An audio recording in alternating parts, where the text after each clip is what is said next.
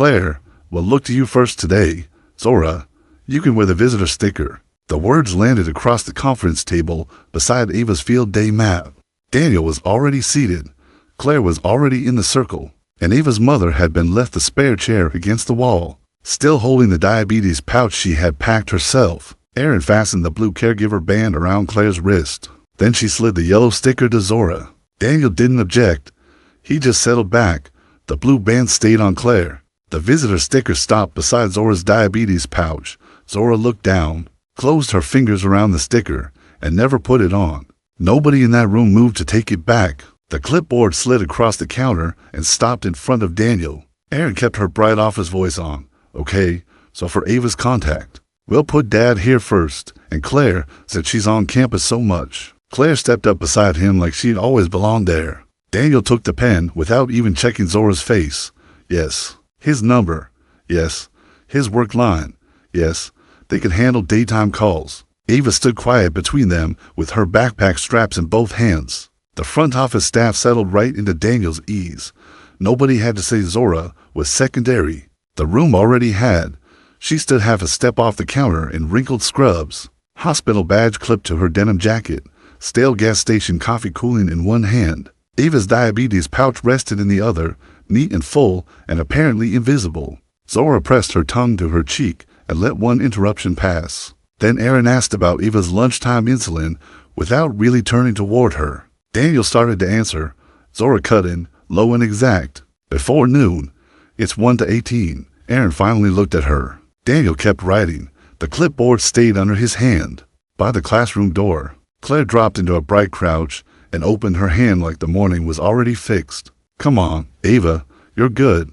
Daniel stayed a few feet back, talking to the teacher in that easy voice men use when they expect the room to believe everything is handled. Ava didn't move. Her thumb went to her medical bracelet. Then she turned past Claire's hand and looked straight at Zora. The teacher smiled hard. A couple parents smiled with her. Nobody wanted the pause to mean anything. Ava held the pouch out to her mother. Zora stepped in, unzipped it, and saw the problem fast. Juice in the wrong place. Glucose tabs buried under snacks. The folded backup note crumpled sideways.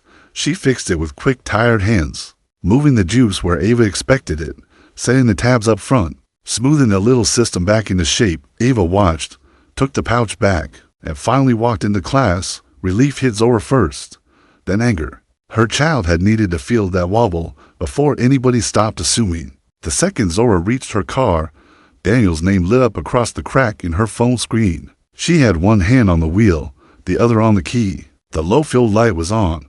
A wrinkled copay receipt sat in the cup holder beside her work keys. She hadn't even started the engine. Hey, quick question, Daniel said. Already moving. Claire signed up for the classroom snack thing tomorrow. If they do juice and crackers instead of applesauce, what's safest? And if lunch runs late, do we correct then or wait? No hello. No mention of the office. No pause for the part where he had just let the school treat him like the parent in charge. Zora closed her eyes for half a second. She almost said, "Ask the household y'all keep presenting." She almost said she was done for the day. Instead she answered, because Ava was tied to whatever they were planning. Daniel took the answers like they were owed and kept going. Okay, and do you still have some of those safe juice boxes? Claire can swing by if you do. The car was still in park. He was already reaching for the next thing. The knock came while Zora was still standing in her socks. One compression stocking half peeled off and the other still hanging around her ankle. Claire was already at the door with the clean canvas tote open in both hands, smiling like this had been settled somewhere else. Daniel signed up for snacks tomorrow. She said, "We just need the safe stuff, the extras." Extras. Zora looked past her to the nearly bare kitchen shelf. Safe juice, tabs, the things she kept because emergencies did not care whose custody day it was. On the counter, a pharmacy bag leaned against a rent-due notice. Rochelle stayed back by the doorway to the hall, arms folded, not even pretending this looked normal. Claire kept the tote open, just enough so Ava feels comfortable at school. Zora almost laughed. It caught in her throat and died there. She turned, pulled down what she could spare, and dropped each piece into Claire's bag. Not much, enough to hurt. Claire thanked her like she was picking up party supplies and walked off carrying Zora's backup plan. At after-school pickup, Claire was already in place. One hand rested light on Ava's shoulder, while she talked to a teacher, and another mom like she naturally ran this part of the day. Daniel stood beside them relaxed, letting the picture sit. By the time Zora walked up with the snack bag in her hand, Claire was smiling through a version of motherhood built out of Zora's work. "I've got her numbers pretty organized now," Claire said warmly. "We keep the low stuff separate and the carbs measured so transitions stay smooth." The other mother nodded like that sounded so responsible. The teacher smiled too. Daniel did not correct a thing. Zora stopped just outside the circle. In her hand was the bag with discount store crackers, measured juice, and a Sharpie note in her own handwriting. Claire was talking over routines she had not built, wearing them like they belonged on her. Eva leaned where Claire's hand had placed her, but her eyes slipped to the bag Zora was carrying. Zora smoothed the strap of her tote once and went very still. She let the last sit there for one beat while she decided exactly what she was willing to answer. "By pickup." Claire had worked herself into the middle of a little circle with a teacher and another parent, the snack bag tucked under her arm like it belonged there. She was smiling through some polished version of how they kept Eva organized. Zora didn't step fully into the group. She just reached out and took the bag back. Her hospital badge tapped against her jacket when she did it. Claire's hand stayed hanging in the air for a second. Zora kept her voice low. "I packed this, and the juice goes in the front pocket, not behind the crackers. She needs to reach it fast." That was all. No speech, no arguing about intentions. Just the part that was true. The teacher went quiet. The other parent looked down at her own keys. Daniel's mouth tightened so fast it almost twitched. Eva stood close and watched her mother hold the bag, like it had finally been returned to the right person. Zora's hand shook once after the words landed, but she didn't add another one. That evening, Daniel opened the front door just wide enough to fill it himself. Warm light spilled out over the polished porch. A video doorbell blinked red above his shoulder. Inside, dinner delivery bags sat by the wall like somebody else's night was already underway. Eva stood behind him with her backpack on, small in the doorway. Claire moved somewhere deeper in the house and never came forward. Daniel lifted the backpack and held it out across the threshold, instead of letting Zora step in to get it. "Let's keep handoffs curbside from now on," he said. Pleasant as ever. It's just simpler, like she was a pickup contact, like she had not once been his wife, Eva's mother, the person who still knew what every number and snack and silence meant. A neighbor slowed with a dog at the sidewalk and glanced over. Zora saw Eva hearing every bit of it. The anger came up hot and fast. She swallowed it hard enough to taste it. Then she took the backpack from his hand while Daniel stayed planted in the doorway. He had decided was his to control. Then the receiver sounded off. Sharp, small, enough to stop the whole exchange. Daniel didn't move from the doorway at first.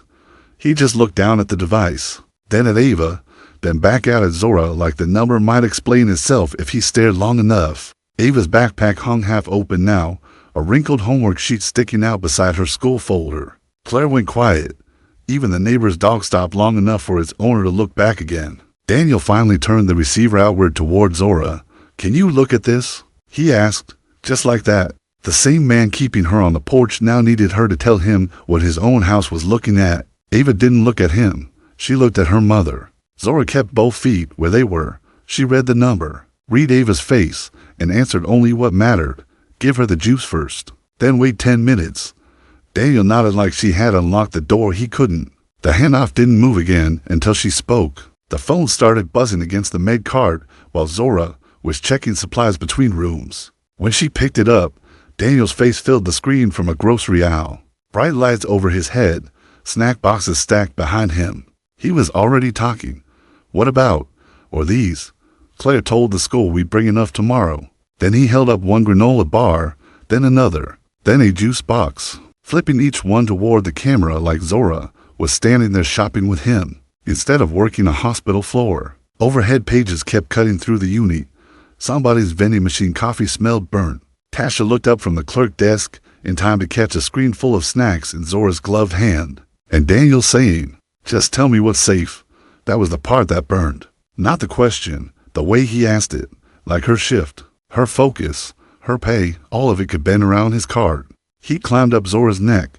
By the time he lifted another box to the screen, the embarrassment on her face had already hardened into anger. Zora stopped walking. Daniel was still talking, still holding up boxes, still trying to turn one question into a whole grocery run. She cut through it. Plain crackers, apple juice.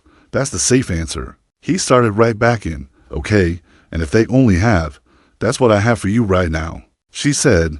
Then she ended the call. The screen went black in her hand. For a second she just stood there in the corridor with her jaw tight and her breath coming wrong, like her body had not caught up to the fact that she had actually done it. Tasha glanced over and gave one small nod. Nothing dramatic, just enough to say she saw it. Zora slid the phone into her pocket and went back through the badge door onto the unit. The reader beeped. Work swallowed her up again, but Daniel did not get the rest of her answer. Not for free, not tonight.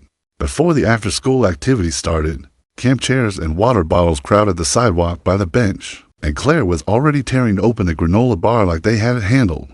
Daniel stood beside her with that steady look he liked to wear in public. Zora stayed a few feet off with her toad over one shoulder and watched Ava stop moving. The wrapper crackled in Claire's hand. Ava rubbed her thumb over her medical bracelet, stared at the bar, then looked at Zora. Daniel gave the easy answer first. It's close enough, baby. Go ahead. Ava didn't reach for it. She looked back at the wrapper and asked, small and plain, do I take the same amount for this one? That did it. Daniel went quiet. Claire's hand stalled halfway out. The activity adult nearby stopped shuffling papers. A couple parents, who had been smiling through pickup chatter, fell still and listened without meaning to. Nobody stepped in. Nobody had to. That little pause told the whole truth. Close enough was not the same as knowing. Zora was moving before Daniel found his next sentence. She opened her pouch, pulled out the right snack, and put it straight into Ava's hand. Store brand.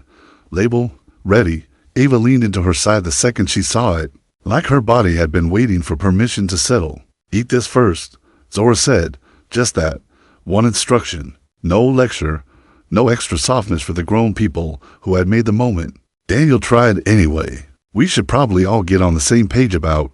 Zora didn't even turn all the way toward him. She adjusted Ava's grip on the snack, checked her face, and kept the moment where it belonged. Claire was still standing there with the rejected granola bar in its shiny wrapper. Around them, the other parents went quiet in that careful public way people do when they've just seen too much. Zora stayed with Ava until the tension left her shoulders. Then she moved her forward and left Daniel reaching after a conversation. She was no longer giving him. Field day check-in was already moving when Zora got to the gym doors in wrinkled scrubs, with a pharmacy bag under one arm and Ava's diabetes pouch in the other hand.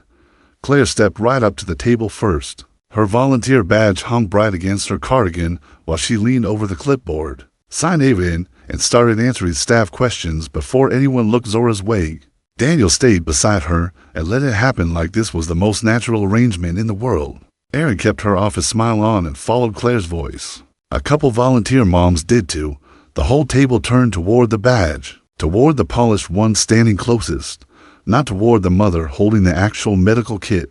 Zora felt the interruption rise in her chest and stopped it there. Ava was watching, so she stood still and let the room show itself. Staff asked Claire which station Ava should start at.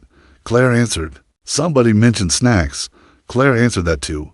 Zora stayed right there in plain sight, and somehow that only made the exclusion sharper. Daniel caught Zora before she could get her car door shut. He had a blank index card in one hand and a pen in the other. Like all he needed from her was one quick little note and not years of knowing Ava's body. Claire stood a step back with that volunteer badge still clipped on, waiting easy, already wearing the role the school had just handed her. Zora glanced into her own car. The low-fill light was on. A crumpled pharmacy receipt sat by her work shoes on the passenger floor. Daniel held the card out farther. Just the basics, timing, food rules, what to do if she says something feels off. Zora took the card, wrote one line, and stopped. Her hand shook once anyway. She folded it in half and put it back in his hand. If she says she feels low, stop and check, juice first. Daniel looked down at the almost empty card. That's it. That's the emergency rule. A couple parents loading cars glanced over. Claire's smile went thin. The rest of the card stayed blank. The field day snack table looked neat enough to make other people relax. Claire had everything lined up in a basket with teacher stickers, and store-brand snacks arranged just so, while Erin stood there praising how organized it all was. A classroom teacher nodded along. A couple volunteers smiled like the hard part had been handled. Then Zora saw the juice tucked in the wrong spot, not where Ava could grab it fast.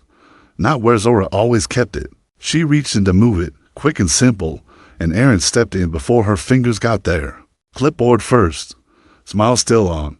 Let's not have too many people adjusting the system, she said, light and cheerful, like Zora was the one creating confusion. Claire kept her hands on the basket.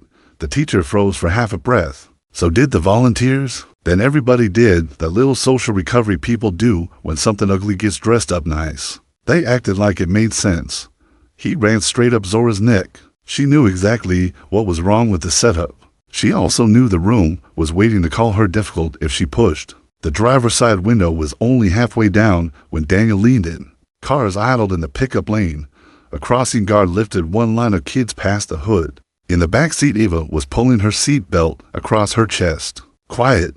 Zora's phone lit the console with a half-page utility reminder she had not cleared yet. Daniel kept his voice low, almost gentle. You know how staff are. They respond better when one person takes lead. He gave that tight little smile. Claire's already there. We don't need you making field day harder on everybody. He didn't mention the school smiling past her when she tried to fix the setup. He didn't argue facts at all. He went straight to ease, to the part where her job was supposed to be making everybody else comfortable enough to keep getting it wrong. From outside, to the crossing guard and the parents waiting in line, it probably looked like a calm co-parent talk. Inside the car, Zora's fingers locked around the steering wheel. She wanted to blow the whole lie open right there. Instead, she said, I corrected a safety issue. Daniel barely moved. I'm asking you to keep the peace. She rolled the window up before the next word could come out wrong in front of Ava. The white bakery box had already gone soft at the corners. By the time Zora got into the fellowship hall, she had made the low-sugar cupcakes from box mix on split sleep because the safer bakery options cost too much this week. Daniel was near the tables telling Linda and a knot of church women that Claire would be helping with Ava's field day. Linda lit up at that. She touched Claire's elbow like she had been waiting for exactly those words, pulled her and Ava toward the family table, and took the cupcake box straight out of Zora's hands without missing a beat. Thank you, sweetheart. Just set these over there. By the time Zora looked down, all she was holding was the lid. Claire was already folded into the middle beside Ava. The church women opened up around them right away, smiling at Claire like she had just stepped more fully into the family. Zora almost said she had not come there to cater lunch. Then Ava's face lit up at seeing everybody together, and Zora swallowed it. She stood there with the box lid and her toast strap in her hand while Linda carried the cupcakes off. Like Zora had only stopped by to drop off dessert, Linda did not stop at one table. She moved through the fellowship hall with a folded church program in one hand, Claire tucked beside her, Ava close on the other side, Daniel nearby, and Zora half a step behind with her toast still on her shoulder. Coffee and steam and church perfume hung over the smell of baked chicken from the line. At each stop, Linda used the same warm voice. This is our Claire, she said, easy as breathing. She has been such a help with Ava. She's helping with field day too. The older women brightened at once. Claire got the full welcome, the softer faces, the little touches on the arm. Then Linda would turn toward Zora like she had almost forgotten the footnote. And this is Zora, Ava's mother. That was it. Flat. Explanatory. No claiming it. No room made. Just enough so nobody could call it rude. Zora kept one hand on her toast strap and felt that old burn start behind her eyes. The rancune was clean enough to deny and clear enough that every woman there followed it anyway. Linda had a stack of paper plates pressed into Zora's hands before Zora fully made it to the table. Would you mind setting these by the sideboard, honey? Soft voice. Hostess voice. The kind that already decided what your job was. Claire was near Ava's chair. Daniel had his seat, and the one open spot left was beside Zora's daughter. Zora carried the plates to steps, set them down on the side table, and kept going. She pulled the chair out beside Ava and sat before Linda could redirect her again. Her hand shook a little on the chair back. Ava dropped her medical pouch onto the table beside a plastic cup of watered church punch. Like that place had been waiting for them, the whole table went still for one beat. Forks paused. Linda's smile stayed on, but it tightened. Claire stood there a second along before taking another chair. Zora didn't explain anything. She just reached for her napkin and stayed seated next to her child. Linda recovered fast. Before anybody started eating, she looked down at Ava's special plate like it was a small miracle. The fruit was measured out. The baked chicken sat separate from the dinner roll. Everything was arranged the way somebody had copied a system carefully enough to look thoughtful. Linda smiled straight at Claire. Claire, honey, thank you for thinking ahead about all of Ava's food needs. Daniel backed it up right away with a proud look. She's been great about it. A little murmur went around the table. So sweet, so organized, so good with her. Claire lowered her eyes and gave that modest smile. And she never once said whose role she was actually standing in. Under Zora's chair, her own toe rested against her calf. The real backup snacks still packed inside. Zora looked down at Ava's fork because if she looked at Claire, something sharper might come out than Ava deserved to hear over lunch. The praise just sat there on the wrong woman, clean and respectable. And in front of Ava, the careful plate stayed untouched. Ava held her dinner roll up halfway between her plate and Claire's face. If I eat the whole thing too, how much does that change it? Her thumb moved over her medical bracelet while she waited. Claire opened her mouth, then stopped. Her eyes cut to Daniel. Daniel looked straight across the table at Zora. Silverware stalled. Somebody's eyes knocked against a plastic cup. Linda kept that gracious smile on, but the corners pulled tight. Zora didn't get up. She didn't rush to save anybody's pride. She looked at the roll, then at Ava, and answered in the same calm voice she used when no one was praising anybody. Exact. Quick. Enough. Ava nodded and set the bread back on her plate like her body could unclench again. Nobody argued with the answer. Nobody tried to pretend they had not all just waited on it. Claire reached for her drink. Daniel looked down. At Linda's table sat in that pause one beat longer than she wanted. The school health room door was already open when Zora got there. She stepped in with her dented thermos and diabetes tote and stopped short. The meeting had started without her. Daniel was seated close beside Aaron like they had been solving things together for a while. Claire's volunteer folder was open between them. Ava's field day route map lay flat on the table. Off to the side, the pay teacher had papers in his hand, then stopped shuffling them the second he saw her. At the far end of the table sat one empty chair by itself. Daniel didn't pause. He kept talking right through her entrance. We just need to avoid a lot of last-minute changes. Staff need one clear plan. Aaron let that hang in the room like it was neutral. She didn't turn to catch Zora up. Didn't reset the conversation. Claire stayed seated, hands near the folder, like her place there was settled. A flash of disbelief crossed Zora's face. Then she swallowed it and took the lonely chair. Walking back out would only make Daniel's version easier. By the time the review wrapped, the room had drifted exactly where Daniel wanted it. Aaron gathered the papers, reached into a box, and pulled out a blue field day caregiver wristband. This should keep everything simple, she said, all bright office warmth, as she fastened it around Claire's wrist.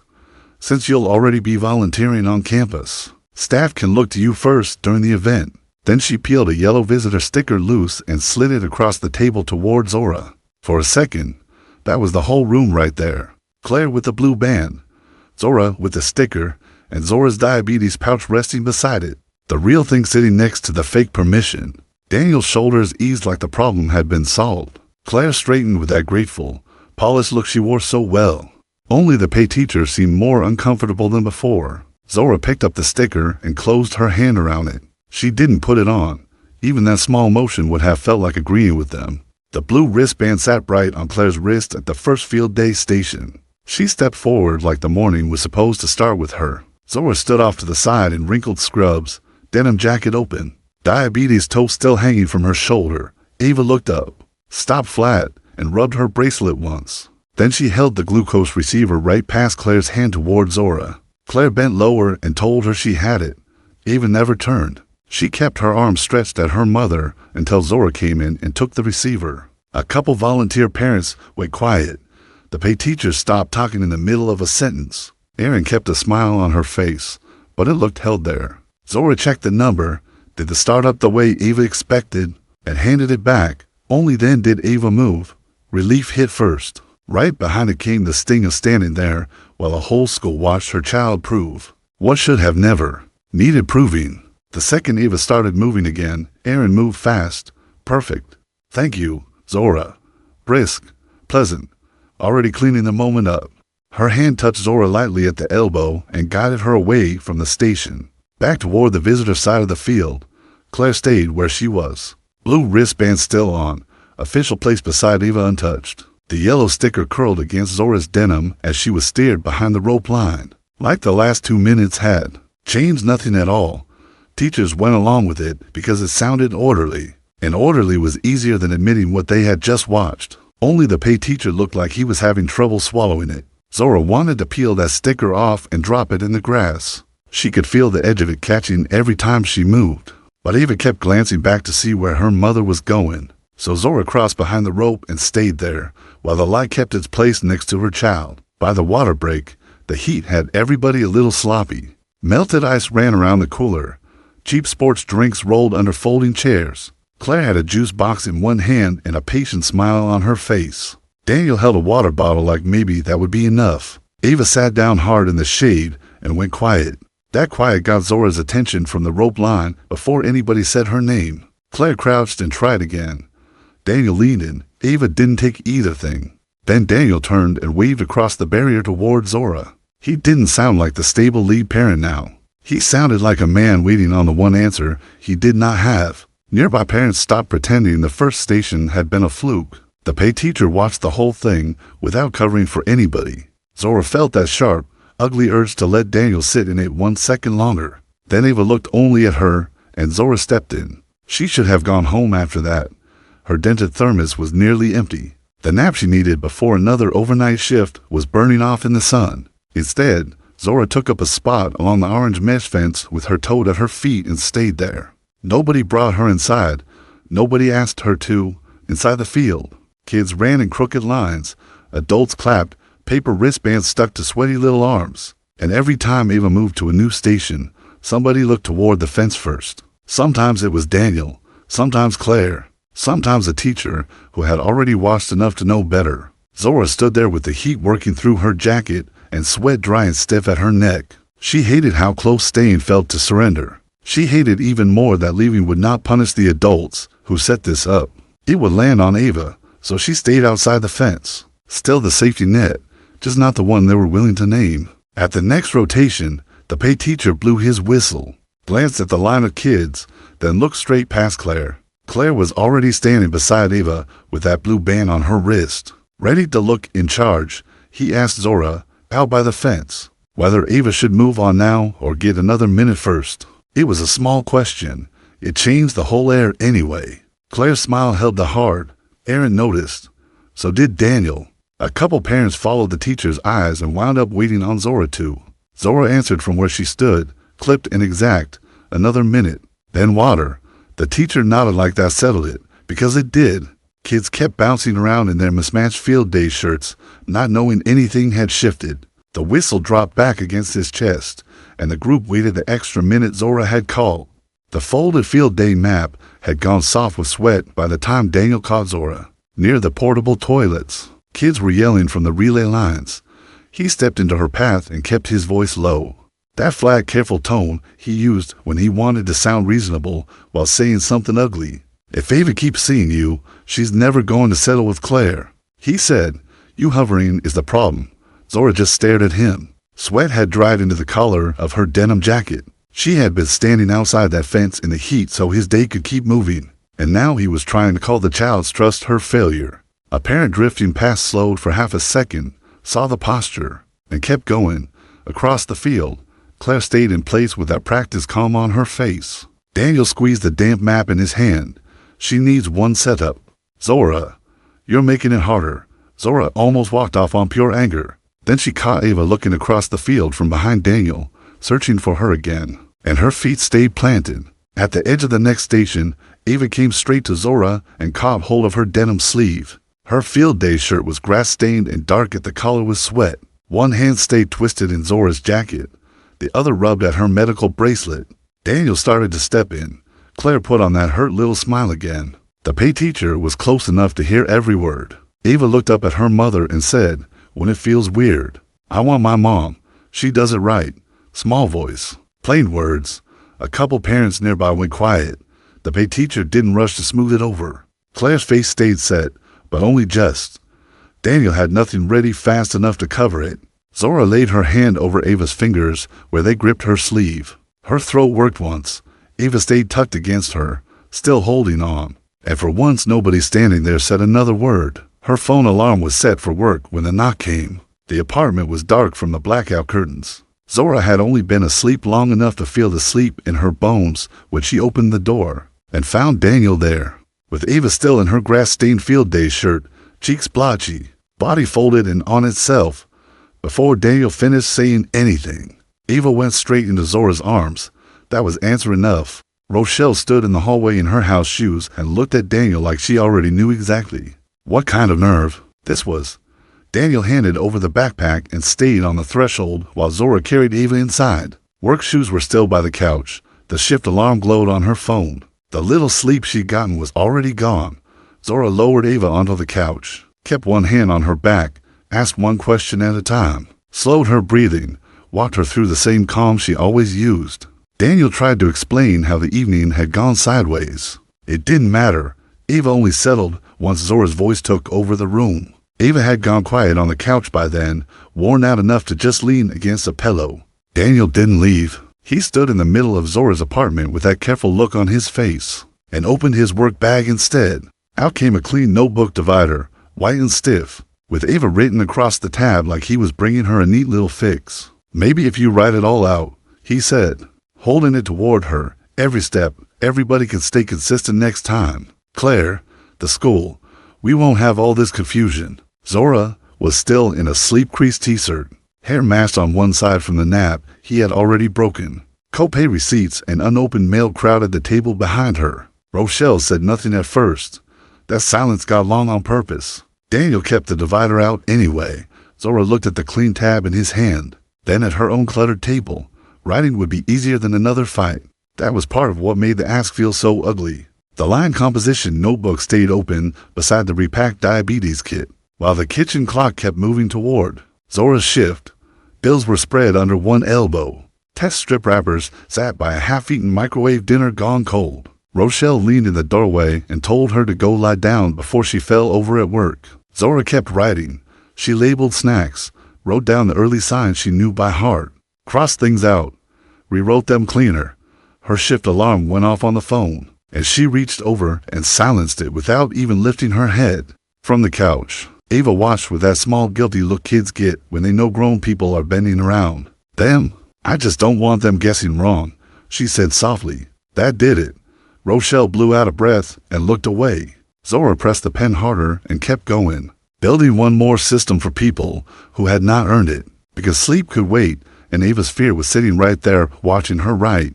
The handwritten card was bent at the corners from riding around in Claire's tote with sanitizer and backup snacks. At pickup, she held it right in front of her face and read Zora's steps like a recipe. One line, then the next. "Offer this first. Wait, try that." Ava didn't melt down. She just went still, watchful. She looked past the card, past Claire's smile, straight at Zora. Claire crouched lower. "Okay, baby, this is the snack first. Remember?" Ava barely moved. "It's not that kind." She reached toward Zora. The classroom teacher saw it. Aaron saw it. Daniel saw it too, and for once, he had nothing smooth to lay over the gap. Claire was following the notes exactly, and it still wasn't working. Zora felt her stomach turn. Ava had to get uncomfortable before grown people stopped pretending. Paper was the same thing as knowing her. Claire lowered the card a little. It looked small in her hand now. By the time they got to the parking lot, Daniel was still holding the folded routine card. He didn't sound like the polished school dad anymore. He sounded tired, cornered, even. "Can you keep your phone close tonight?" he asked, "just in case Ava needs, the way you do it." He said it plain enough that Claire couldn't hide what hit her face. Aaron and the teacher were close by, busy enough to look away and close enough to hear the drop in him anyway. Daniel kept talking, softer now, no speech about balance, no line about everybody staying on the same page. Just the ask, stay reachable, stay available. Stay on duty for a house that was not hers on a night that was supposed to be his. Zora could feel the math of it already. Another broken nap, another overnight shift, another bill waiting at home. The card in his hand had failed. The smooth plan had failed. What he wanted now was Zora herself. He stood there waiting to see if that was still something he could assume.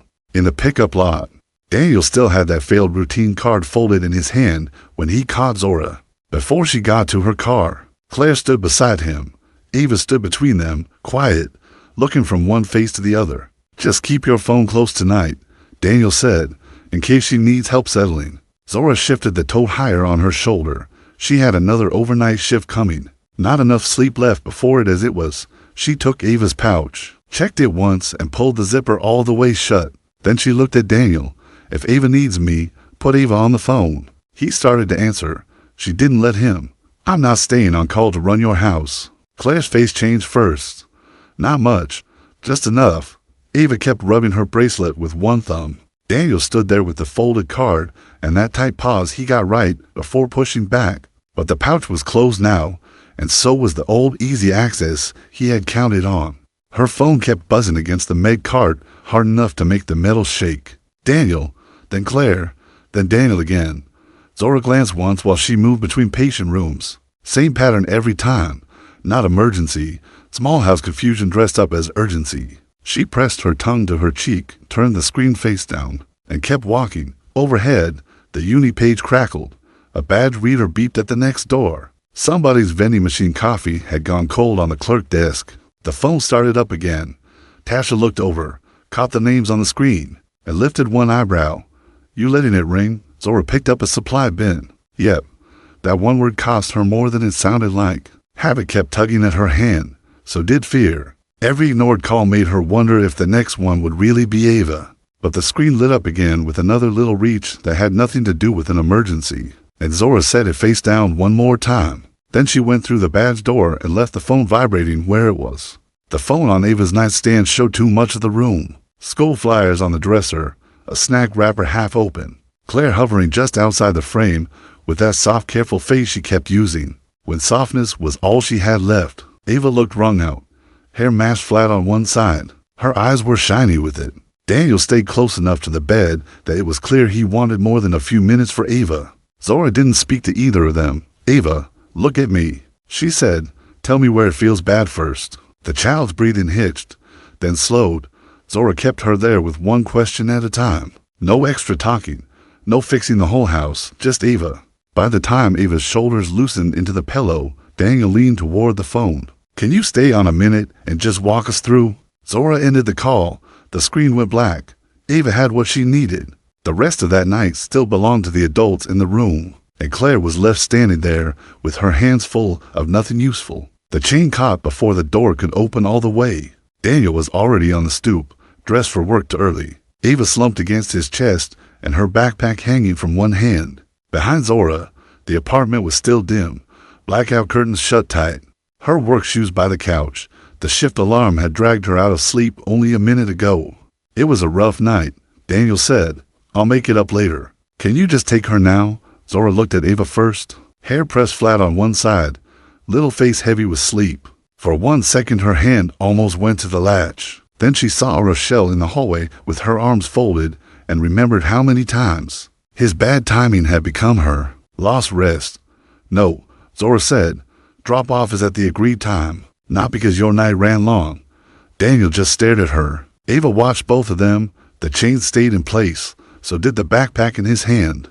By the time Daniel got to school, the smooth version of his house was slipping all over the place. Car doors were still closing up and down the line. Parents carried lukewarm coffee in half-zipped backpacks. Kids dragged themselves toward the building. Right in the middle of all that, Daniel hurried Ava along while checking his smartwatch, and Claire came beside him clutching the diabetes pouch half open like she grabbed it mid-scramble. Ava looked worn out.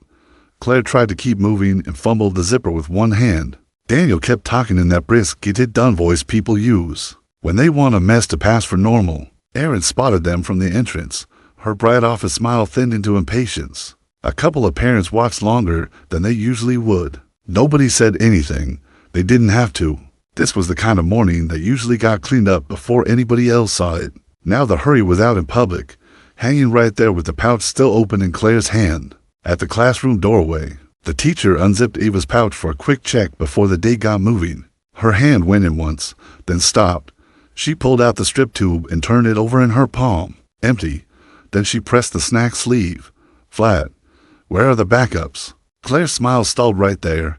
Daniel had already started to turn away toward the office, ready to get back to his own day, but that question pulled him back around. The pouch looked fine from the outside.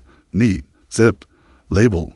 Inside, it was thin. That flattened sleeve was one of those cheap store-brand backups Zora used to tuck in there herself. The kind nobody praised because nobody noticed it until it wasn't there. Ava stood quiet while Claire searched for an answer she did not have. Aaron stepped into the edge of the doorway just in time to see the teacher holding that empty tube. For a beat, nobody could pretend the kid had ever taken care of itself. The school called while Zora was in a hospital supply alcove with a seal bent under one arm and the taste of old coffee still in her mouth. Aaron's voice came through bright and practiced, already leaning toward the easy answer. We just need a few replacement items before lunch. If you could run them over. Zora shifted the bin higher against her hip. Her feet hurt. Patients were waiting. This was not spare time anybody got to claim. I'm on shift, she said. Aaron paused, then softened her tone. It would really help us keep the day stable. Zora didn't raise her voice. Daniel can bring what his house used. I'm not leaving work to restock school from mine again. Tasha looked over from nearby. She hadn't heard every word, but she heard enough. The polish tightened in Aaron's voice after that. Not rude, just less easy. The problem at school was real. So was the assumption underneath the call. Zora held the line and lowered the phone. Near lunchtime, the school office got a version of Daniel Mercer it was not used to seeing. He came in fast with his work badge still clipped on and his shirt pulled loose at the collar. A pharmacy bag crackled in his hand, receipt hanging halfway out. He pushed it across the counter to quickly. Here, he said. Strips, snacks, all of it. Then he tried to pull himself back together like the rush hadn't shown. But it had. Aaron took the bag. An office aide glanced at the copay sticker. The parents waiting at the counter looked over with that quiet sideways attention people use when somebody's polished. Routine slips in public. Daniel usually moved through school like a man whose life was already handled. Easy smile, easy timing. Nothing frayed around the edges. Not today. Today he was the one dragged out of work, carrying the errand, replacing what had somehow always been there before.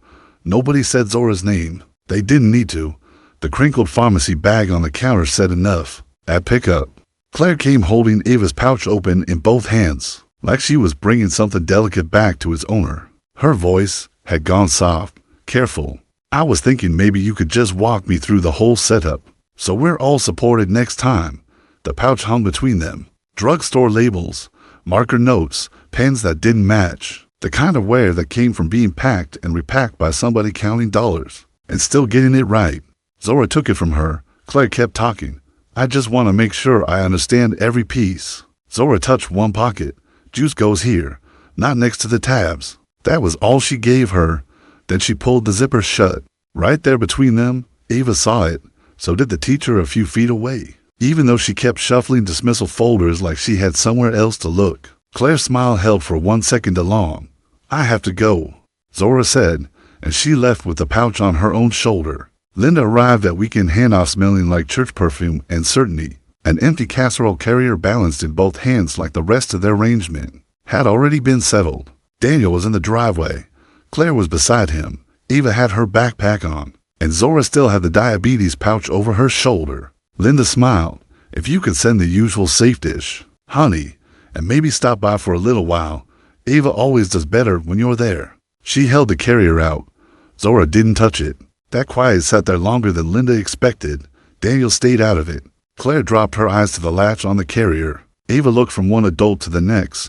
Zora knew exactly what lived inside that request. Grocery money, prep time, labels. Another Sunday spent making a room safe that still did not make equal space for her. I'm sending Ava on time, she said. Linda kept smiling, waiting for the rest. Not the food, not me. Linda was still holding the empty carrier when the moment ended.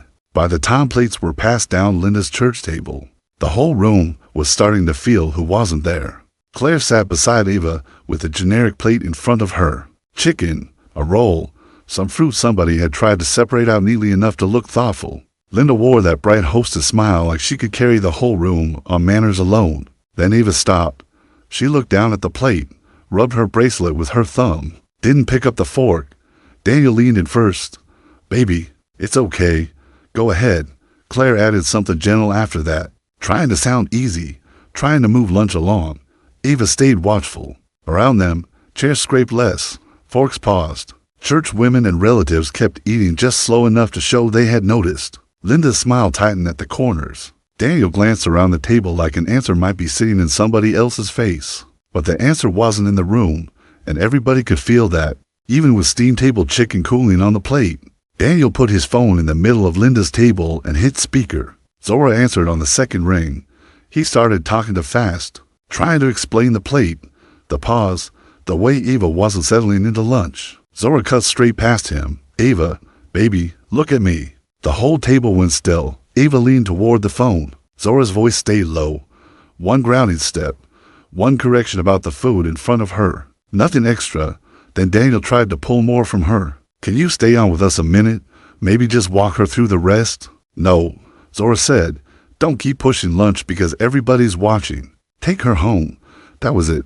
The speaker sat there beside a half-eaten plate and cooling food. Claire was still in the seat next to Ava, but there was nothing for her to do with her hands. Daniel gathered Ava up and left the table with her. Nobody followed. Nobody filled the silence either. Linda was left sitting at the head of a room that had just watched her whole family arrangement fail, without Zora there to carry it. A few days later at pickup, a teacher came out holding a little birthday treat bag in her hand. Dollar candy, a paper sticker, the usual school extra that only turned into a question because somebody had to remember Ava's body. In the middle of all, the normal kid stuff, Daniel and Claire were both right there. Ready easy, like the answer would move through them the way it always used to. But the teacher didn't hand it over. She looked straight at Zora. Is this okay for Ava to take home? The bag stayed hanging in the air while the doorway waited. Daniel's face changed first. Not much, just enough. That small pause people hit when the room stops following the script they expected. Other parents noticed too, not enough to stare, but enough to clock where the question had landed. Zora looked at the bag, gave the answer, and only then did the teacher move. Nothing loud happened. Nobody announced anything. Still, for one plain little school moment, Daniel and Claire had to wait behind her. Backpacks were zipping. Aftercare sheets were changing hands. Parents were already half turned toward car seats, grocery stops, and whatever else was waiting on them after school when one of the museum's chaperones caught up at the classroom door. She had a volunteer lanyard bouncing against her cardigan and the trip packet tucked under one arm. Claire leaned in first with that bright, ready smile, one hand near Ava's shoulder like she already knew how this was supposed to go. The woman looked past her. Can I ask you something? She said to Zora. On a long day, what's the first sign Ava's getting off before the monitor says it? Daniel went still. Claire's smile stayed there, but thinner now. A couple of parents slowed, without meaning to. Zora hated how exposed the question made her feel, like people had to watch her be right before they were willing to trust her. Still, she answered clean. She gets the quiet, starts rubbing her bracelet. Don't wait if you see that. The chaperone nodded like that was the answer she'd actually needed all along. Aaron showed up before the moment could settle, clipboard in hand, bright office smile already in place. Let's do a quick museum health alignment tomorrow, she said, stepping right into the little cluster of adults. Just so staff aren't getting mixed messages, her clipboard slid between them like a door closing. The teacher, who had just asked Zora first, looked uncomfortable, but she didn't say anything. Daniel eased almost immediately. He knew this language. Procedure. Clarity. The safe little shelter of a room where people could pretend the problem was too many voices, instead of the wrong ones. Getting centered. Claire straightened to. Not all the way, but enough. Around the office counter were laid slips, visitor stickers, class reminders. All the ordinary school clutter that made this kind of control look harmless. Zora almost laughed. Fairness always seemed to show up right when people started acting like she might actually be right. She didn't laugh, though. She just watched Aaron set the meeting and understood the school was trying to pull the room back into line before it shifted any further. The next morning, the conference room was already arranged against her. Daniel and Claire had the near side of the table. Aaron stood by the trip packets. The classroom teacher and pay teacher were already set, and one spare chair sat off against the wall like somebody had planned for Zora to be in the room, just not inside anything important. She came in carrying the same worn tote, running on split sleep and hospital fatigue, and took one look at that setup. Then she walked straight to the wall. She grabbed the extra chair by the back and pulled it forward. The legs scraped loud across the floor. Nobody talked over it.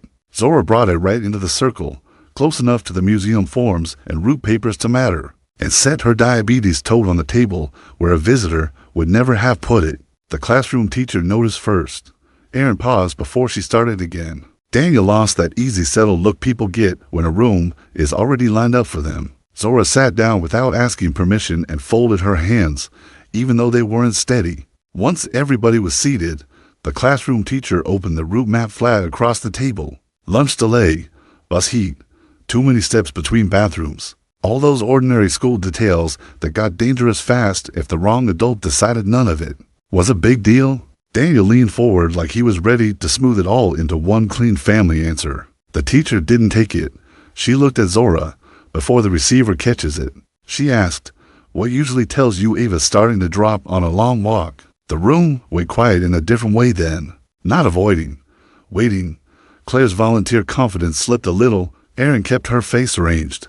But there was no missing what had just happened. Even the pay teacher turned toward Zora instead of toward Daniel. The anger hit her first. All this time, and now they wanted the part no form could give them. She kept her voice flat. She gets to quiet, stops tracking what's around her, starts working that bracelet with her thumb. If you see that, you don't wait. Nobody interrupted her. Not yet. Daniel jumped in before the last word was even settled. Right, and we've all been trying to keep it consistent across both houses. So the general plan is, the pay teacher lifted one hand, a capped whiteboard marker still in it. Let her finish. He didn't say it loud. He didn't have to. Daniel stopped with the rest of his sentence still sitting on his face. Erin froze for half a beat. Claire went still beside him. The classroom teacher kept her eyes on Zora like this was the most normal thing in the world. In that cramped little room with the cheap chairs and laminated posters, Daniel finally did not get to talk over her just because he reached first. It hit Zora harder than she wanted it to. They could have done this a long time ago. Ava never had to be the one proving it. She pulled one breath in, steadied her hands against the edge of the table, and finished her answer. The room stayed with her this time. Daniel had to listen all the way through. Linda came to the handoff carrying an insulated lunch tote, like it already belonged in Zora's kitchen. Church perfume, pressed slacks, that careful grandmother smile. Daniel stood near the driveway with Ava's things. Claire stayed just behind him, quiet for once. Linda held the tote out first. "I was thinking," she said, all soft edges, "if you could come a little early tomorrow. Just get Ava settled. Bring whatever she can safely eat. Things always go smoother when you set her up yourself. Not because she wanted Zora there. Not because she was finally being claimed. Just smoother." The tote stayed between them, empty, waiting for Zora's groceries. Zora's time, Zora's labor to make another family room feel easy. Daniel heard every word and let it stand. Claire kept her face gentle. But even she knew what this was. Ava looked from Linda to her mother, quiet and sharp-eyed. For a second, Zora wanted to ask to mean belonging. Instead, it sounded like need dressed up in manners. Zora did not take the tote. She shifted her own shoulder strap higher and looked at Ava before she looked back at Linda. "I'll bring her at the agreed time," she said. Linda held the smile, waited for the softening that usually came after a sentence like that. It didn't come. "I'm not coming early to set the room up," Zora said, "and I'm not sending food to do it for me." Claire dropped her eyes to the driveway. Daniel couldn't jump in without showing exactly how much he had been counting on the old arrangement to come back. Ava stood there listening hard, the way kids do when they know something bigger than a party is being decided in front of them. Zora felt the old pull anyway, the one that always whispered, "Just do it. Just keep the day smooth. Just don't let your child feel the wobble first." She kept her voice even. "I'll bring Ava. That's what I'm doing." Then she turned toward her daughter and left Linda holding that empty tote by herself. The fellowship hall looked exactly like every church family birthday always looked. Cheap streamers taped crooked to the wall, paper cups of punch, cousins already crowding the cake table before anybody told them to wait. Linda moved through the room with her hostess smile on, touching chairs, straightening napkins, keeping everything polished from the outside. Claire planted herself beside Ava like she belonged there. Then it was time. Cake ready, juice poured. Everybody expecting that little child rushed toward frosting and candles. Ava didn't move. She stood still in front of the table, rubbing her thumb over her bracelet and staring at the food, like it had started speaking another language. Daniel gave her low, easy, "Come on, baby." Claire bent toward her with the same bright voice she always used when she wanted a room. To think everything was handled. Nothing changed. Linda's smile tightened at the corners, around the tables. Church women and relatives traded those quick side glances polite people think nobody catches. Zora felt it right in her chest, because she had known this room might wobble without her smoothing it first, and every part of her still wanted to step in and save everybody from the awkwardness. One of Linda's church friends was already standing there with the cake knife in her hand, waiting on somebody to tell her when to cut. Linda started to answer before anybody asked her. "Oh, she'll be fine. Let's just—" The woman didn't even turn. She looked straight at Zora. "Should Ava do the cupcake now?" she asked. "Or does she need a minute first?" That little question landed hard. The knife stayed lifted over the grocery store icing. Paper plates stopped sliding down the table. Claire's smile went bright and stiff at the same time. Linda held her own in place, but it wasn't steering the room anymore. Not in that moment. Nobody had ever rooted a family decision around her like that before. Not publicly. Not with Linda standing right there. Zora felt the heat climb up her neck anyway. Being right in front of these people did not feel sweet. It felt late. She kept her voice level. "Give her a minute first. Then do the cupcake." The woman nodded like that made perfect sense and kept waiting for the rest of the room to catch up. By the time Ava edged a little closer to her mother, the candles were already burning down. Kids were bouncing in place. Somebody had a phone up for pictures. Wax slipped over the sides and dotted the icing while the whole table waited for an adult to push the moment forward. Linda looked straight at Daniel. That had always worked before. "Should we go ahead?" she asked.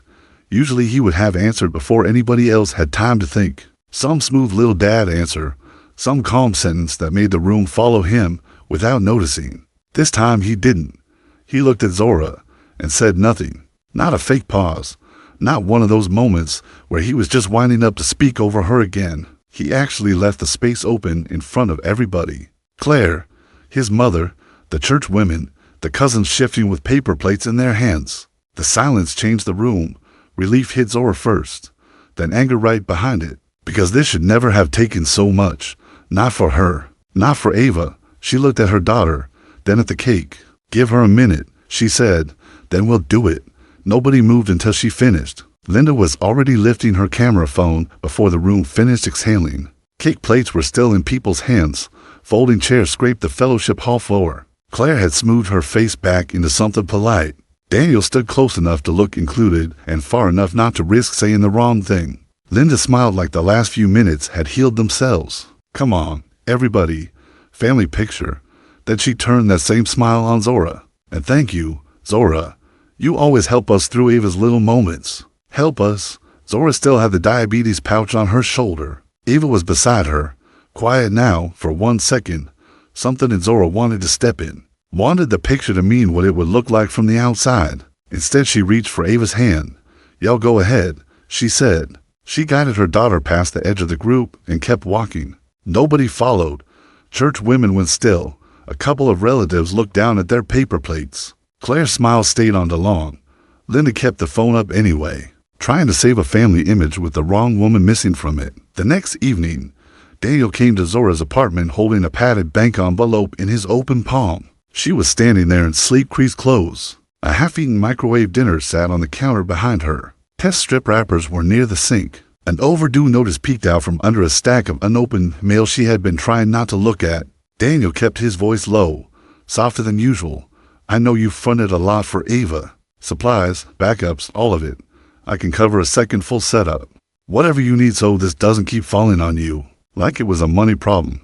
Like the right number could smooth over the rest. From the living room doorway, Rochelle looked at the envelope once and understood exactly what kind of visit this was. Her face said so. Daniel held it out farther. Careful. Reasonable. The man with the steadier money trying to make the whole thing payable. Zora's eyes dropped before she could stop them. Rent. Groceries. Co-pays. She hated that her first thought was how much that envelope could actually help. The bank envelope was still hanging in the space between them.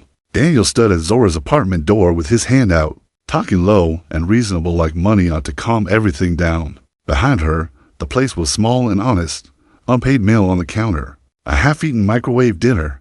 Test strip wrappers near the sink. Enough sitting out in plain sight to make the cash look real. "This is for the supplies," he said, "and the extra setup. You shouldn't have to keep covering all of that." Rochelle was in the hallway with her arms folded, listening. Zora took the envelope, and her thumb stayed on it one beat too long. "Rent? copays, groceries, sleep she never got back. All of it flashed through her before the insult finished landing. Then she pressed the unopened packet flat against Daniel's chest. No. His face shifted. Zora, it's just help. Then help where you live, she said. Don't bring this here like it fixes anything. Rochelle didn't smile. She didn't have to. Zora let go. Daniel was left standing outside her door, still holding the money he thought would make the rest easier. By the time Zora got back to the school office, Aaron had found a brand new tome.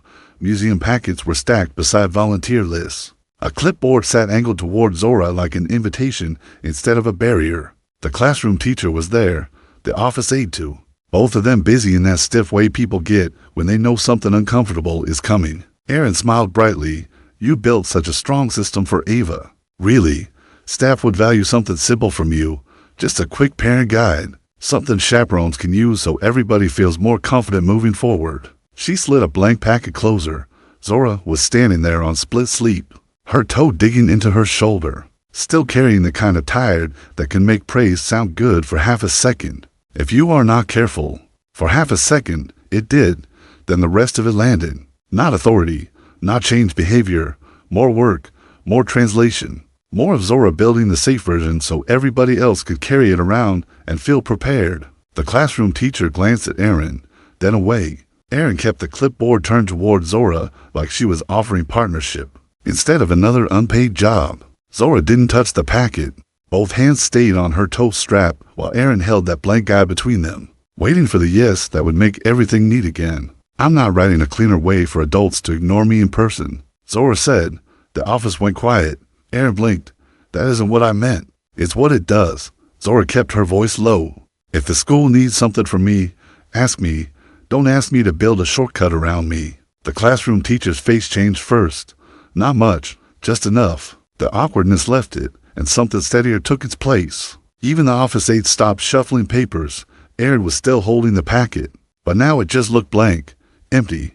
Zora could have taken the compliment. It would have felt easier in the moment. One more extra hour she did not have. One more thing she would do so nobody else had to change. She didn't. She pulled her toe higher on her shoulder and left Aaron standing there, with unused paper in her hand and no easy way to dress it up as collaboration. The dismissal crowd was all backpacks, snack wrappers, and parents half looking at their phones while they tried to remember dinner, rides, and whatever job call was waiting next. Aaron came through it holding an updated bus sheet. Daniel and Claire were right there. For once, she walked past both of them. Lunch got pushed back on the museum day, she said, stopping in front of Zora. Can Ava handle that? Or do we need to change something before I confirm it? She held the paper toward Zora and waited. Not a smile, not a compliment. Waited. Daniel didn't answer for her. Claire didn't either. The classroom teacher was close enough to hear, and a couple of parents went still without meaning to. Zora felt the question hit almost harder than the old shutouts had. She'd spent so long bracing for being managed that being asked first felt strange in her own body. She looked at the sheet. She needs a snack before boarding. Half, not all. Keep water where she can reach it. And don't push lunch again after that.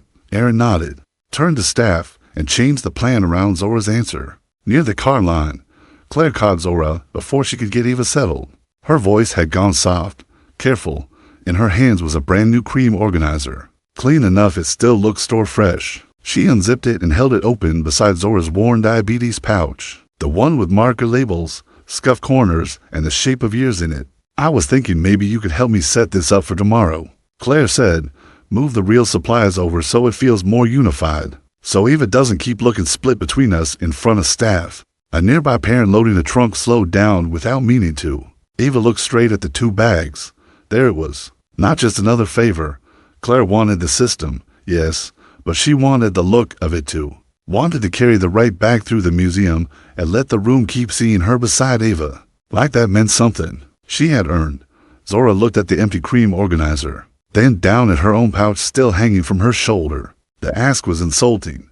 What hit right after that was older than insult. She was tired. Claire kept the organizer open and waited. Claire was standing beside the open car door with that cream organizer hanging open in both hands. It was spotless, soft-looking, expensive enough to say something without saying it. Zora's pouch didn't look like that. Hers had marker labels, discount store tabs, a worn zipper seam, and the tired shape of something packed right 1,000 times under pressure. Claire started softly. I just thought if we used one. Zora pulled the strap of her own pouch higher onto her shoulder. No. She didn't raise her voice. Didn't explain the years in that bag. The drugstore runs. The middle of the night refills. The times Ava settled because that pouch opened and the right thing was already there. She just kept it with her. Claire stood there still holding the empty organizer. A nearby parent at the next car looked over, then looked away too late to hide what she'd heard. Ava edged closer to Zora and got quiet in a better way, like something had just been put back where it belonged. The cream bag stayed open in Claire's hands, pretty empty. Daniel stepped in before that silence could harden. He was beside his SUV, checkbook wallet open in both hands. Claire behind him still holding that empty organizer like she hadn't figured out where to put it. He looked at Zora the way he always did when he wanted something ugly to sound reasonable. I can cover it, he said. All the extra supplies, more of the copays, whatever duplicates we need. I can make custody easier too. More notice, less scrambling. We can smooth all of this out, but you have to stop fighting every public setup, Zora. Just stay reachable when Ava needs you. Let us keep things calm. Claire went quiet at that. So quiet it almost felt like a flinch. Ava watched all three adults with those careful eyes of hers. Gas copays, split custody fatigue. The kind of pressure that could make a bad deal sound like relief if she was tired enough. For one dangerous second, Zora imagined what more sleep might feel like. Then she looked at Daniel and heard the real offer under the words. He wasn't offering her equal ground. He was offering payment for continued access. Zora reached out with 2 fingers and closed the checkbook wallet in Daniel's hand. Not hard, just final. No, she said. He frowned like there was still room to negotiate. Zora, listen, no.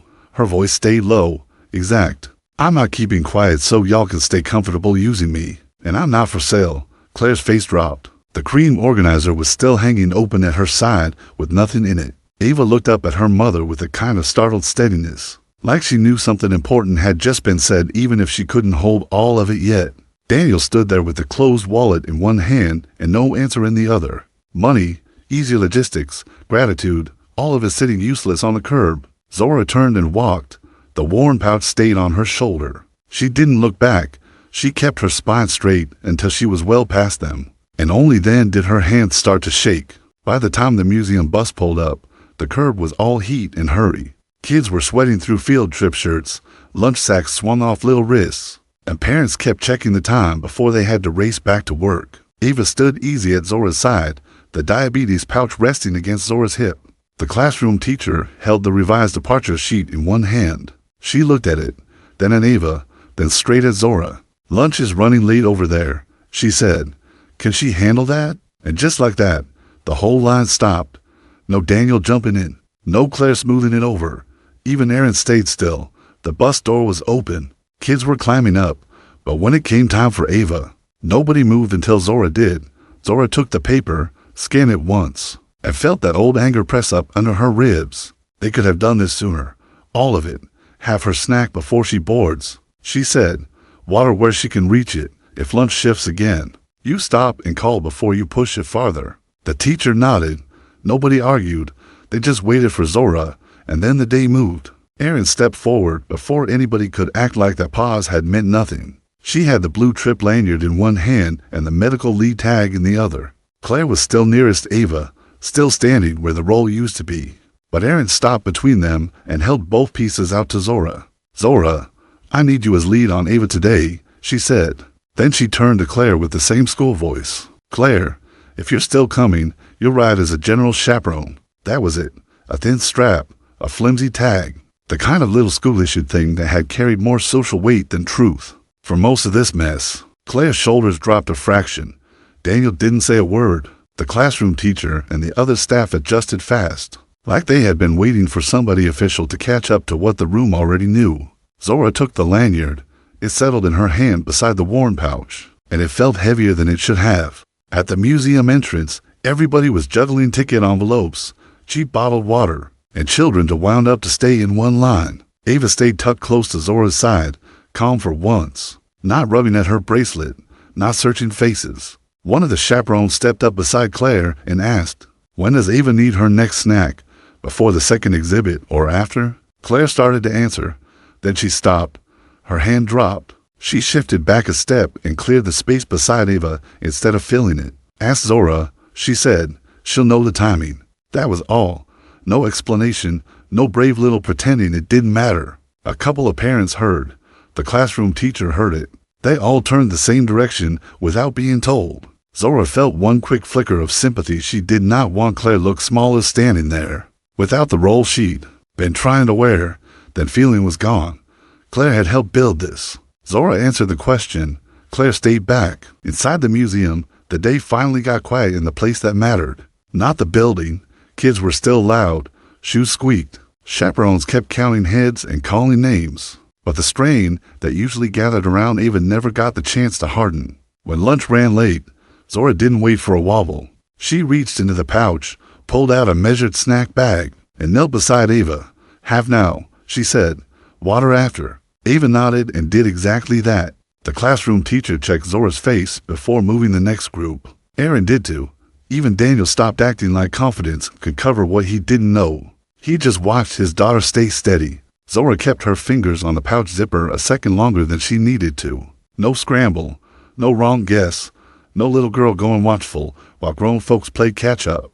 One right move at the right time, and the whole day stayed easy around Ava. It had always worked better when people listened before there was a problem. After the buses rolled back in, the front office looked like it always did at the end of a school day. Lunch slips, late notes, parents leaning over the counter trying to sign out kids without losing patience. Aaron stood there with the classroom teacher and the office aide while Daniel and Claire came up beside Zora. This time Aaron didn't tuck anything into a private follow-up.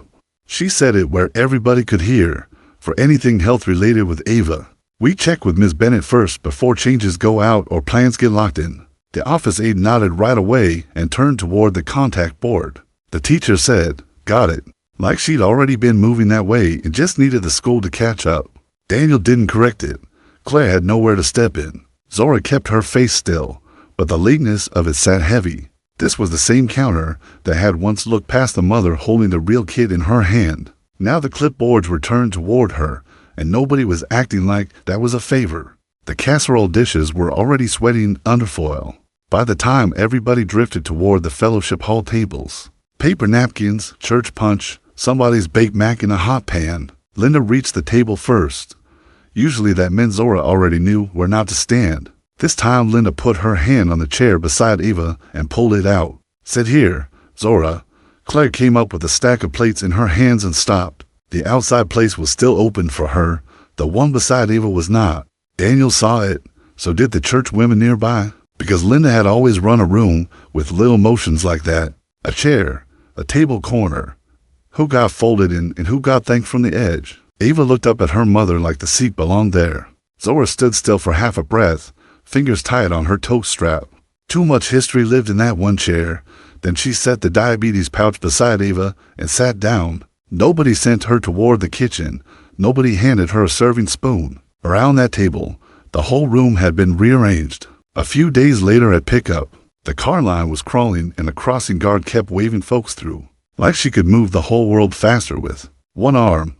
Daniel had his phone out with a work itinerary open on the screen. He didn't start with his usual settled tone. Didn't tell Zora what had already been decided.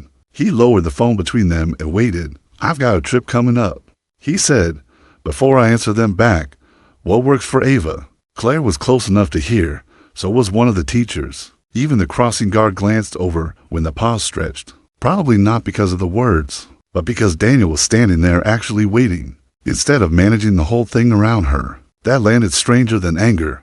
For years, the quickest way through with him had been to answer fast, rearrange her own life, and call it peace. Zora felt the old habit rise up before she caught it. This time she didn't make his job easy first. She held out her hand. Let me see it, she said. By the time the pickup lines started thinning out, Daniel was still standing there with his phone in his hand, the sales itinerary open on the screen. Ava leaned calm against Zora's side, her clipped tongue tapping lightly against Zora's tote. Daniel had already asked if she could cover the work trip. Zora let him wait. Then she said, if I say yes, you deal with me direct, not through Claire. If plans change, you tell me before Ava hears it somewhere else. I need actual notice. Daniel, not some last-minute call because your schedule slipped, and if you use the kit, it comes back stocked every time. A teacher by the curb kept shuffling dismissal papers and didn't move. Claire stayed quiet. Zora kept her eyes on Daniel. I'm not your cleanup plan anymore. For once, he didn't jump in early, didn't smooth it out, didn't try to cut the term smaller. He just nodded. Okay. She watched him long enough to make sure he meant it. Then she said yes. At the next handoff, Daniel held out the diabetes pouch before he passed over Ava's backpack. He was on time. No tight smile. No excuse waiting at the front of his mouth. Just the pouch in his hand and Ava standing loose and unbothered beside him. Zora took it and opened it right there. The strip tube was full. Fresh snacks were tucked into the side pocket. A sealed lancet pack sat where the old half-used one used to ride around, until she replaced it herself. Cheap store-brand backups, the same ordinary little things she'd spent years noticing, buying, and repacking without anybody acting like that labor counted. Daniel stayed still while she checked. He didn't talk through it. Claire didn't reach over to explain anything.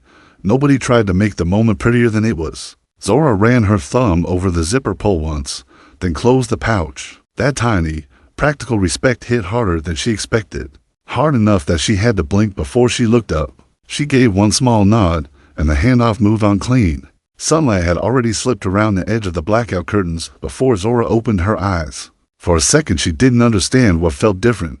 Then she saw the phone on the nightstand. Dark, silent, no missed calls, no text stack, no overnight reach from the other house trying to turn her rest into theirs. Her work shoes were still tipped over by the couch. The apartment was quiet enough for her to hear the old fridge humming in the kitchen. Rochelle pushed the bedroom door open with her hip and set down a mug of coffee, so gently it barely clicked against the table. She glanced at the phone, then at Zora, and some of the usual guard in her face eased. Drink it while it's hot, she said. That was all. Zora sat up slow, still looking at the untouched screen like noise might break through if she waited long enough. It didn't. The quiet found her late, right in the throat. She hadn't realized how much of her body had learned to wake up braced for somebody else to claim it before sunrise. The employee board outside the unit was crowded like always. Overtime requests curling at the corners, shift swaps and tired handwriting, flyers for discount scrubs, and a blood drive taped crooked over older notices. Zora would usually walk past it. This time she stopped at the day shift transfer posting she had ignored for months. Her phone was quiet in one hand. Her worn tote hung from her shoulder. For once, there wasn't some fresh family problem chewing through the little space she had left in her head. Just the paper on the board, the pen on its plastic chain, and the fact that a different schedule was still possible. Tasha looked up from the clerk desk and caught what Zora was staring at. She didn't say much, just lifted her eyebrows and gave her that look that meant, yes, I see it. Zora pulled the form free. The page trembled a little against her phone. Wanting more for herself still felt unfamiliar, like something other people had time to do. She flattened the sheet against the board and wrote her name anyway. The next morning, Daniel was already there when Zora pulled into drop-off. Ava was packed and ready, water bottle clipped on, backpack zipped, diabetes pouch in place. No missing piece handed across the curb for Zora to fix before she went on with her own day. Claire stood back near the passenger side. Erin came out with the after-school sheet in her hand, and the classroom teacher paused by the door with your new schedule. Erin said to Zora, "Are we still doing 4:30 pickup?" Nobody answered for her. Daniel waited, Erin waited, the teacher waited. Ava stood easy at her mother's side, not scanning faces, not measuring the room for safety anymore. Inside Zora's tote, the folded day shift form rested against the same pouch she'd carried through all of it. 4:30, Zora said, "and if anything changes, call me direct." Erin nodded and marked it down. Daniel nodded too. Then everybody else moved. Zora took Ava's hand and walked her in without hurrying, and without apologizing for having somewhere of her own to be. The morning bent around her answer and held. This one stayed with me because it felt like one of those late-night emails, where the real weight isn't what almost goes. I noticed. It's in the small things. Who gets asked first? Who gets edged out? Who keeps the real kid on her shoulder while everybody else plays center? What I can't shake is how often respect shows up late, after a woman has already been carrying the whole system. If this is something real for you, tell me in the comments. And if you have another story about being needed but not honored, Send it my way.